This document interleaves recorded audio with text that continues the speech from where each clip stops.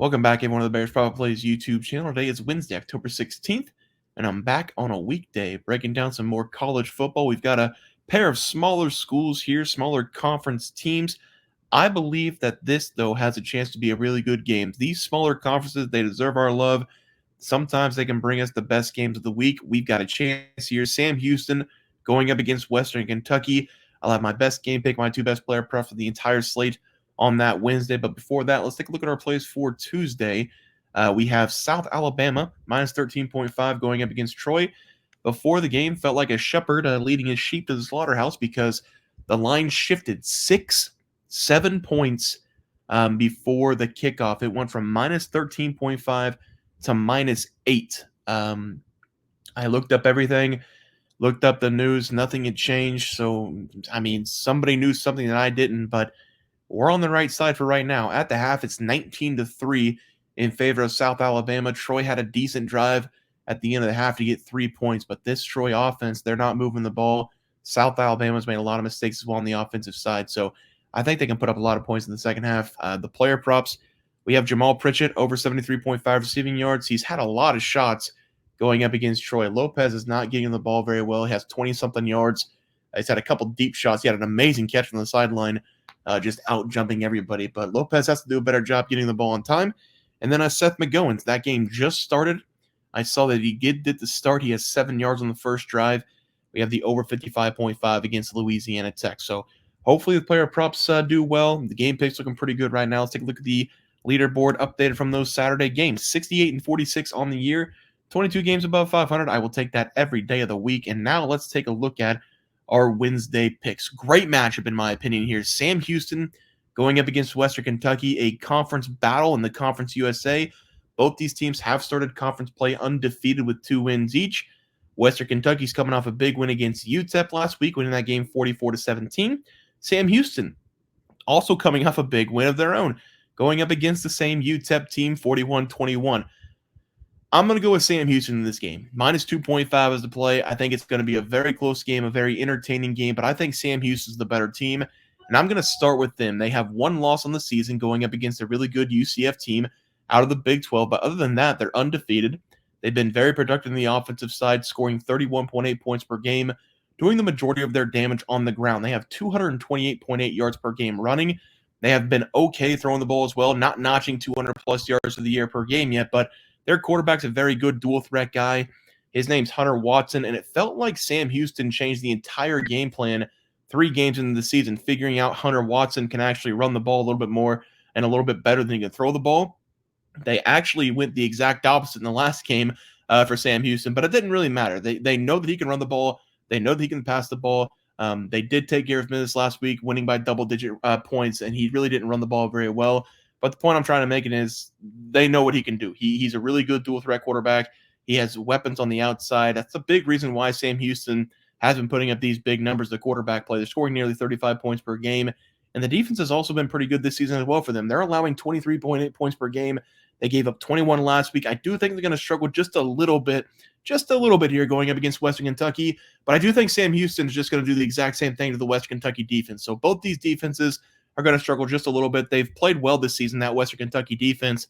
They're only giving up 23.8 points per game, but they have given up a ton of yardage. They're more of a bend, don't break kind of defense. They are led by the offense as well. They scored nearly 30-plus points per game, averaging 28.3, and they get it done through the air, going for nearly 300 yards passing each game. I do think we're going to see some fireworks in this game. I'm expecting it to be a high-scoring game. I kind of like the over as well, but I really think in the fourth quarter, we're going to see both these teams struggle just a little bit offensively. The defenses are probably going to stand up. It's going to be a tight game late, I think. It's going to be a great game here. Which quarterback can lead a drive late in the game in the fourth quarter? I think that's going to be Sam Houston and Hunter Watson and company. I'm going to take them minus 2.5 as the play. Hopefully this is a really good game. I think it will be a really good game. Give me Sam Houston, though. Minus 2.5 as the play here. For the first player prop of the day, we're going to be sticking in the same game. Western Kentucky going up against Sam Houston. Give me Easton Messer to go over 51.5 receiving yards as the play here. This is not a young Wes Welker or a Danny Amendola. This, what you're looking at right here, is Easton Messer of Western Kentucky. He's been the number 2 guy this season in the slot for this squad. He's coming off a really good performance, his best performance of the season, his last game, putting up 6 catches, 106 yards, no scores, but he was used a lot in that offense last week. I've already broken down the numbers for Western Kentucky. They do like to throw the ball a lot. We're seeing them throw for 270 plus yards per game this season. And this is not your number one target. Typically, I would try to go after a number one target, but he showed his value last week, and I'm going to take him here. He's in the slot position. He's going to find some really good matchups over the middle to getting a matchup against a linebacker, most likely. He just needs a quarterback to find him in this game. He did last game. He's a very shifty guy. He can definitely beat a linebacker man coverage. He can probably beat some zone coverage as well through the middle. Sam Houston, they do struggle just a little bit in the secondary, allowing 200 plus yards per game through the year. And I'm going to say this because last time I think I said the numbers are skewed on the last breakdown. The numbers are technically skewed, yes, but these teams have been playing better teams in bigger conferences over the first couple games. Whenever those teams get up big, they typically just keep the ball on the ground and don't throw, which usually leads to the smaller schools giving up a lot of yards on the ground and not giving up a lot of yards through the air for the first couple games. So I do think all the schools in the smaller conferences are a little bit worse in the secondary than what the numbers are suggesting. And that goes for every team, not just Sam Houston. I'm talking about Western Kentucky, the FIUs of the world, the South Alabamas of the world, all the smaller schools in the smaller conferences.